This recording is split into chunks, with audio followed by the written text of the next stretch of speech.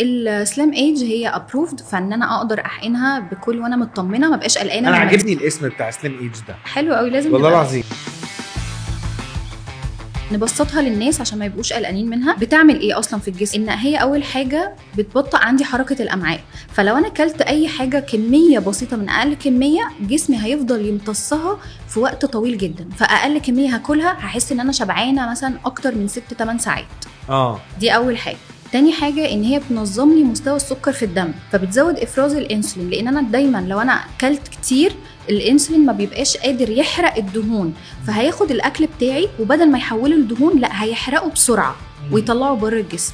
فانا كده حسيت بشبع، قللت حركة الأمعاء، كلت كميات قليلة جدا وظبطت نسبة السكر. هي آمنة تماما لو حد عنده مقاومة أنسولين، حد عنده سكر، بالعكس دي هتنظم له مستوى السكر في الدم.